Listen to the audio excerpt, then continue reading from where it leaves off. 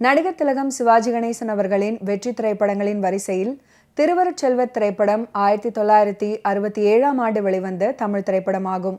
இந்த திரைப்படம் ஜூலை 28 வெளியாகி திரையரங்குகளில் 100 நாட்கள் வெற்றிகரமாக ஓடியது. குழந்தை நட்சத்திரமாக ஸ்ரீவித்யா திரையில் அறிமுகமான படம் இது. இந்த திரைப்படம் வெளியாகி கிட்டத்தட்ட 56 ஆண்டுகள் நிறைவு பெறுகிறது. இதே படத்துல மன்னனின் சிருங்காரம் கலந்த கம்பீர நடையழகும் சுந்தரரின் சிறிதே பெண்மை கலந்த சுந்தர நடையழகும் கண்டு ரசிக்க வேறுபாட்டை உணர ஒரு ரெஃபரன்ஸ் பாயிண்ட். அதே போல கூன் உடம்புக்காரன் தன்னை நிமிர்த்த எத்தனித்து செய்ய வேண்டிய சிரமமான முயற்சியை அந்த கதாபாத்திரம் நிமிரும் தருணங்கள்ல நடிப்பால் உணர்த்தும் விந்தை. பேச்சில் ஒரு பற்றற்ற அமைதி கலந்த உறுதி இருந்தாலும் வயதுக்கேற்ற ஒளி சிதறலும் கொண்டிருக்கும். அப்பூதியடிகளின் இல்லத்தில் அவர் ஒரு முட்டியை உயர்த்தி கைகளை அதில் அமர்த்தி முகத்தை நம்மை நோக்கி குவிந்து விரியும் கைகளில் சார்த்தி அமைதி சாந்தம் தவம் கலந்த ஒரு மோகன அரை சிரிப்புடன் காட்டும் கெஸ்டர். காஞ்சி பெரியவர் சந்திப்பில் நமக்கு கிடைத்த வரம். நான் எத்தனை முறை பார்த்து ரசித்திருப்பேன் என்ற எண்ணிக்கை நானே அறியாத புதிர். கடைசி காட்சியில் உடலை இழுத்து அவர் அனைத்து புலன்களும் மங்கி தளர்வு பெற்ற நிலையிலும் காலத்தை செல்ல எத்தனைக்கும் காட்சி நம்மை வேறு லகுக்கே கூட்டி சென்று தன்னிலை மறக்க செய்யும். திருவருட்செல்வர் இந்த படத்துல திருநாவுக்கரசர் என்கிற வேடத்தில் 80 வயது முதியவராக அசத்தலான நடிப்பை கொடுத்திருப்பாரு. ஒரு முறை இந்த கெட்டப்ல இருந்த சிவாஜி அவர்கள் படப்பிடிப்பு முடிந்ததும் மேக்கப்பை கூட கலைக்காமல் நேராக வீட்டுக்கு சென்று விட்டாராம். அதோடு அவரின் அம்மாவிடம் பசியாக இருக்கிறது, ஏதேனும் உணவு இருந்தால் கொடுங்கள் அப்படின்னு இவர் கேட்க ஏதோ சாமியார் போல என நினைத்து அவரின் அம்மா வீட்டின் உள்ளே அழைத்து சென்று சாப்பாடு போட்டாங்களாம். அதுக்கப்புறம் தான் அவர் மேக்கப்பை கலைத்து காட்ட அது தன்னுடைய மகன் சிவாஜி அப்படின்னு அவருடைய அம்மாவுக்கு தெரிய வந்துச்சாம். இப்ப நான் என்ன செய்யணும் சொல்லுங்க. நீ ஒண்ணும் செய்ய வேண்டாம். அத்தானே உங்களுக்கு கூட மாட உதவி செய்ய சொல்லிட்டு போயிருக்காங்க. இந்த புகையில நின்னா உனக்கு மயக்கம் வரும். நீ பேசாம போயிடு. அப்ப நான் இதெல்லாம் எப்பதான் கத்துக்கிறது? அதுக்கு ஒண்ணும் அவசரம் இல்ல. இத்தனை வருஷமா 3 பேருக்கும் நான் தான் வச்சிட்டு இருக்கேன். இப்ப நீ ஒருத்தி வந்ததுனால எனக்கு ஒண்ணும் பாரம் இல்ல. போப்போ. அதெல்லாம் முடியாது. இன்னைக்கு என்ன ஆனாலும் சரி. இதனால பெரிய சண்டை வந்தாலும் ஐ டோன்ட் கேர். இன்னைக்கு நான் தான் சமையல் பண்றேன். லட்சுமி, இத வந்துட்டேங்க. என்னங்க? கொஞ்சம் காஃபி கொண்டு. என்ன சமையல் கட்டல சத்தம்? உமா சமையல் பண்றா. உமா சமையல் பண்றா? என்ன எத்தனை தடவை படிச்சு படிச்சு சொன்னேன். அவ கையில கரண்டியை கொடுத்துட்டியே.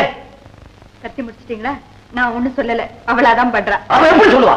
நீதான் கொஞ்சம் வேலை பழகட்டும்னு அவளை சமையல் கட்டுக்குள்ள அனுப்பிச்சிருப்பேன். உன்னை அரைஞ்சு பல்ல அனுப்பிச்சுடுறேன். அவங்க ஒண்ணும் சொல்லல. நானா செஞ்சேன். அக்கா ஒண்ணும் சொல்லுறியா? நீ என்ன வேலை செய்யறியா? பாவம், அவ ஒண்ணும் சொல்ல மாட்டாமா. நல்ல அம்மா, நீ ஏன் வேலை செய்யற? அதுக்கு அவ இருக்காள. நீ செல்லமா வளர்ந்த பொண்ணு. அடுப்பங்கரைக்கு போய் கண்ணை கசக்குறீன்னா ஊர்ல உள்ளவங்க என்ன சொல்லுவாங்க? புது மருமகளை கண்ணை கச வைக்கிறோம்னு சொல்லுவாங்க. நீ அடுப்பங்கரைக்கு போய் கண்ணை கசக்குறேன்னு அவங்களுக்கு என்ன தெரியும்? இனிமே நல்லா சாப்பிட்டுட்டு நல்லா ரெஸ்ட் எடுத்துக்க. எங்க வீட்லயும் இப்படித்தான். ஒண்ணு செய்யாதன்னு சொல்லி என்னை இடிச்ச புலி மாதிரி உட்கார வச்சிருப்பாங்க. இங்கேயும் அப்படித்தானா? எல்லாருமா சேர்ந்து என்ன பொம்மையாக்க பாக்குறீங்களா? எனக்கு ஒண்ணு செய்ய தெரியாது, எதுவுமே செய்யக்கூடாது. அப்படித்தானே? எதையுமே கூடாது.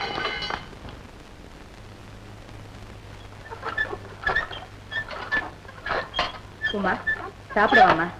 எனக்கு ஒண்ணு சாப்பாடு வேண்டாம். இன்னுமா கோபம்? நான் ஒரு வேலையும் செய்யக்கூடாது. சாப்பிட்டு இடிச்ச புலி மாதிரி உட்கார்ந்து இருக்கணும்.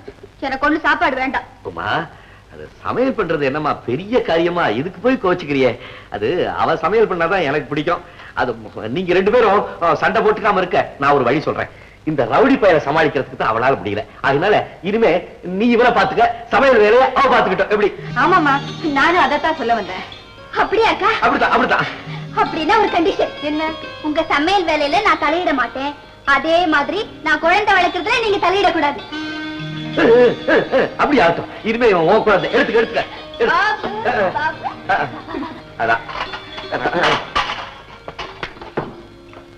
சிவாஜி அவர்கள் வெறும் கலைஞன் மட்டுமல்ல, அவர் ஒரு பிறவி கலைஞன்.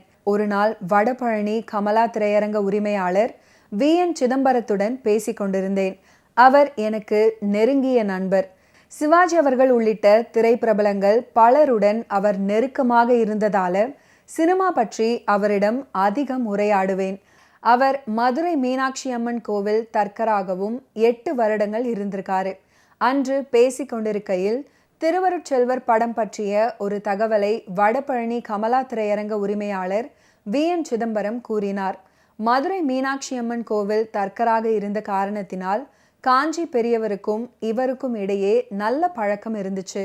ஆன்மீக நிகழ்ச்சி ஒன்றில் கலந்து கொள்ள காஞ்சி பெரியவரை VN சிதம்பரம் காரில் அழைத்து செல்கிறார். கார் செங்கல்பட்டு தாண்டி சென்று கொண்டிருக்கையில் நிறைய போஸ்டர்கள் வழிநெடுக ஒட்டப்பட்டிருந்தன. அதை கவனித்து கொண்டே வந்த பெரியவர், வழியெங்கும் போஸ்டரில் என்னுடைய படங்கள் இருக்கிறதே, என்ன காரணம் அப்படின்னு கேட்டிருக்காரு. தூரத்தில் இருந்த போஸ்டரில் உள்ள உருவத்தை அவரால் அடையாளம் காண முடிந்த போதிலும் வயது மூப்பு காரணமாக அதை தெளிவாக பார்க்க முடியவில்லை. உடனே VN சிதம்பரம், ஐயா தப்பா எடுத்துக்காதீங்க, அது உங்க படம் இல்லை, நடிகர் சிவாஜி கணேசன் அவர்களுடைய படம். திருவருட்செல்வர் அப்படின்ற படத்துல அப்பராக அவர் நடிச்சிருக்கிறார் அப்படின்னு அவர்கிட்ட சொல்லியிருக்காரு. காஞ்சி சங்கராச்சாரியாரை பார்த்து தான் அப்பர் கதாபாத்திரத்தில் சிவாஜி கணேசன் நடிச்சாரு. சிவாஜி கணேசன் அவர்கள் பட போஸ்டரை பார்த்து அது நாம் தான் அப்படின்னு காஞ்சி சங்கராச்சாரியாரே நினைச்சார் அப்படின்னா அந்த கதாபாத்திரத்தில் நடிகர் சிவாஜி கணேசன் அவர்கள் எந்த அளவுக்கு அர்ப்பணிப்புடன் கூடிய நடிப்பை வெளிப்படுத்தி இருப்பாரு அப்படின்னு யோசிச்சு பாருங்க.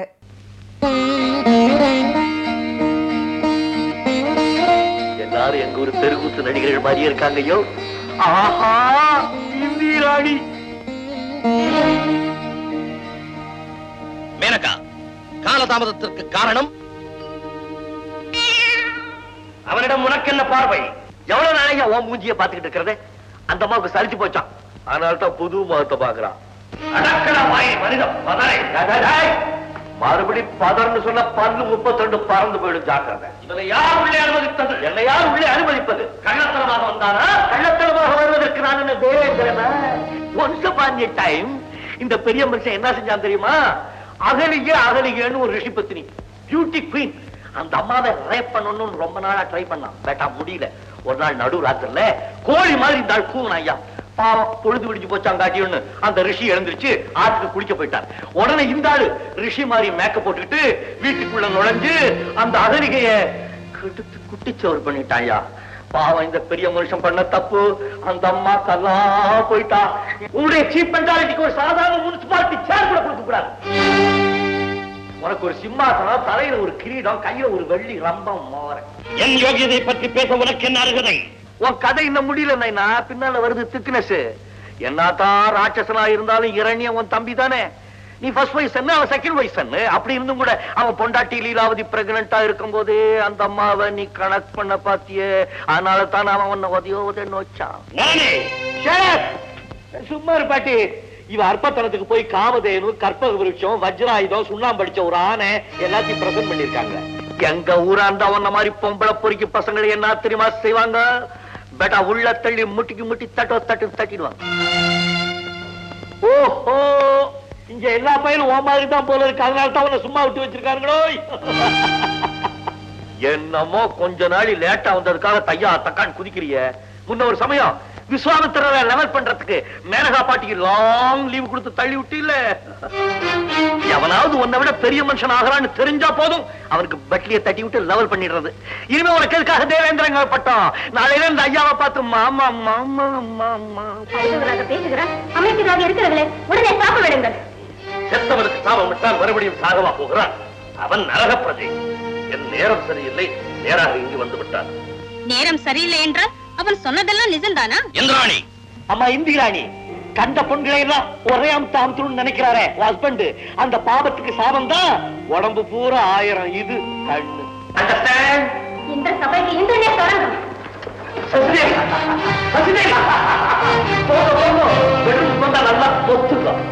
சாரி மிஸ்டர் மகேந்திரன், காந்திஜியும் காமராஜும் பிறந்த நாட்டுல பிறந்தவன், அதனால தான் பொய் பேச தெரியல. உண்மையை புட்டு புட்டு வச்சுட்டா மன்னிச்சூடு. நானே உன் காலம் முடிந்து விட்டது, புறப்படு. காலம் முடிஞ்சதுனாலதான் இங்க வந்திருக்க. எங்க அப்பனே என்ன தொட்டதுல கைய வச்ச கொம்பெல்லாம் எகிரிட்டாங்கல்ல. நான் வரேன். பேரன்புமிக்க ரசிக பெருமக்களுக்கு நன்றி கலந்த வணக்கம் அப்படின்ற வசீகரமான ஏபிஎன்னின் குரலை தொடர்ந்து திரை இசை திலகம் KV மகாதேவன் அவர்களின் வேகமான இசை வெள்ளத்துடன் எழுத்துக்கள் ஓடி முடிந்ததும் படம் துவங்கும். சிவப்பு, நீலம், பச்சை அப்படின்னு பல வண்ணத்திரைகள் ஒவ்வொன்றாக விலக, நடன மங்கையர் கோரஸாக வாழ்த்திசைக்க, நடன மண்டபத்தின் பிரதான கதவு திறக்க, கம்பீரமாக நடந்து வரும் பாதங்களில் மலர் தூவப்பட, நடந்து வந்த கால்கள் நின்றதும் கேமரா அப்படியே மேலே உயர, இந்த அற்புத காட்சியை காண காத்திருந்த ரசிகர்களின் கையொலியால் அரங்கமே அதிர நடிப்புலகின் நாயகன் அறிமுகமாவாரு. மன்னவன் வந்தானடி தோழி பாடல் ஒலிக்க, அந்த தோழி அப்படின்ற வார்த்தை எப்போது முடியும் என்று காத்திருக்கும் ரசிகர்களின் அபார எதிர்பார்ப்பான அந்த கம்பீர நடையுடன் நடிகர் திலகம் அவர்கள் நடையிலும் திலகமாக நடந்து வர, மீண்டும் திரையரங்கின் சுவர்களின் விரிசல் விழும் அளவுக்கு கைத்தட்டல் எழும்பியது. அதை பல மடங்காக பெருக்கும் வண்ணம் நாட்டிய பேரொளி தன்னுடைய நடனத்தால் உயர்த்தி பிடிக்க, அமர்ந்திருக்கும் நிலையிலேயே ஒவ்வொரு அசைவுக்கும் நடிகர் திலகம் முகபாவம் காட்டுவாரு. திருவருட்செல்வர் திரைப்படத்துக்காக P. சுசிலா அவர்கள் 2 பாடல்களை பாடியிருக்காங்க. அதுலேயும் மன்னவன் வந்தானடி இந்த பாடல் இன்று வரை மிகவும் பிரபலமான ஒரு பாடலாக நெஞ்சில் நிலையுள்ளது.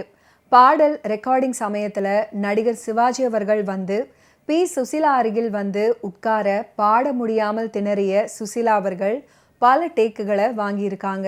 அதுக்கப்புறம் இயக்குனர் மூலம் விஷயம் என்ன அப்படின்றதை தெரிவித்து சிவாஜி அவர்கள் கிளம்பியதும் ஒரே டேக்கில் ஓகே பண்ணியிருக்காங்களாம் சுசிலா அவர்கள். இந்த நாட்டிய பாடலை காட்சிப்படுத்த கிட்டத்தட்ட 5 நாட்கள் எடுத்துக்கொண்டது என்பது குறிப்பிடத்தக்கது. குடிமக்கள் மனம் போல முடியாட்டி காண்கின்ற கொத்தவா வாழ்க வாழ்க.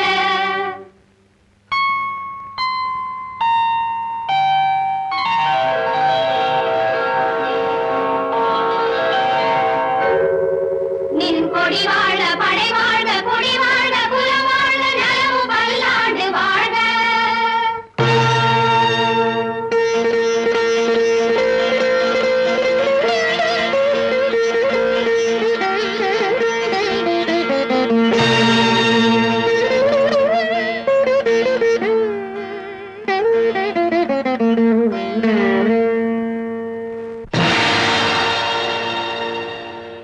மன்னவன் வந்தானடி தோழி,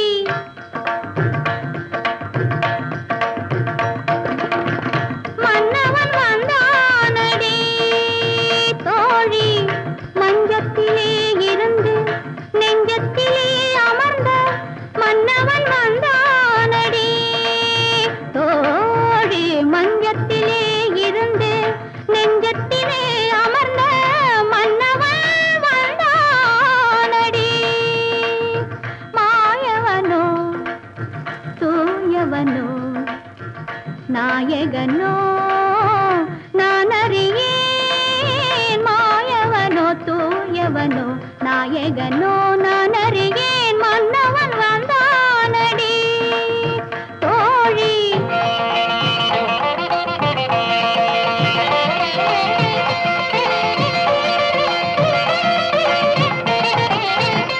செந்தமிழ் சொல்லெடுத்து இசை தொடுப்பேன், வண்ண சந்தத்திலே கவிதை சரம் கொடுப்பேன். செந்தமிழ் சொல்லெடுத்து இசை தொடுப்பேன், வண்ண சந்தத்திலே கவிதை சரம் கொடுப்பேன்.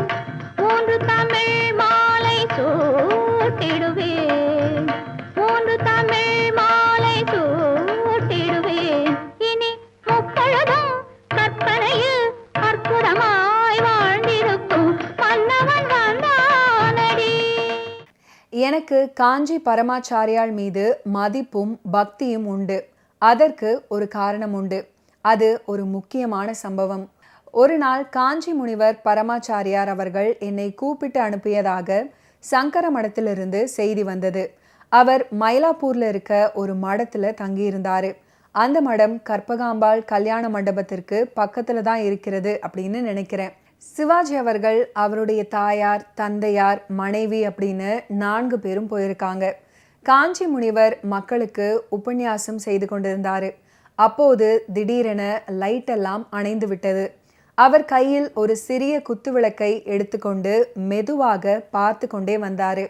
மெல்ல கீழே உட்கார்ந்து கையை புருவத்தின் மேல் வைத்து எங்களை பார்த்தாரு. நீதானே சிவாஜி கணேசன் அப்படின்னு சொன்னாரு. ஆமாங்கய்யா, நான் தான் அப்படின்னு காலில் விழுந்து ஆசிர்வாதம் வாங்கினேன். என் மனைவியும் பெற்றோர்களும் அவரை வணங்கினார்கள். உங்களை பார்த்ததில் மிகவும் சந்தோஷம். தஞ்சை புன்னைநல்லூர் மாரியம்மன் கோவில் இங்கெல்லாம் போன போது யானையை விட்டு மாலை போட்டார்கள். யானை யாருடையது அப்படின்னு கேட்டேன். சிவாஜி கணேசன் கொடுத்தது அப்படின்னு சொன்னார்கள். நாட்டில் பல பணக்காரர்கள் இருக்கிறார்கள். அவர்கள் பப்ளிசிட்டிக்காக சில சமயம் கோவில்களுக்கு பணம் தான் நன்கொடையாக கொடுப்பார்கள். ஆனால் யானை கொடுப்பதற்கு பெரிய மனசு வேண்டும். அந்த மனசு உனக்கு இருக்கிறது. ஆகையால் உன்னை பெற்றவர்கள் பாக்கியசாலிகள். அவர்களுக்காக நான் பகவானை பிரார்த்தனம் செய்கிறேன் அப்படின்னு சொல்லிவிட்டு எழுந்து சென்று விட்டார். அப்போது என் மனம் எப்படி இருந்திருக்கும்? எத்தனை அனுகிரகம் எண்ணி பாருங்கள். பொதுவாக எனக்கு வாழ்க்கையில் பயமே கிடையாது. காஞ்சி சங்கராச்சாரியார் போன்ற முனிவர்களுடைய ஆசிர்வாதம் இருக்கும்போது நான் எதற்காக பயப்பட வேண்டும்? ஒருவேளை இந்த சம்பவம் என் மனதில் ஆழமாக பதிந்து இருக்கலாம். பரமாச்சாரியாரை நான் கூர்ந்து கவனித்திருக்கிறேன். எனவே அது அப்பராக பிரதிபலித்திருக்கலாம்.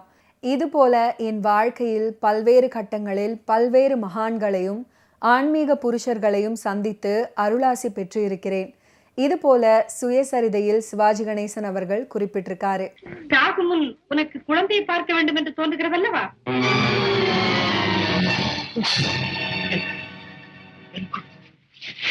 என் குழந்தை. ஆம், உன் குழந்தை இதோ.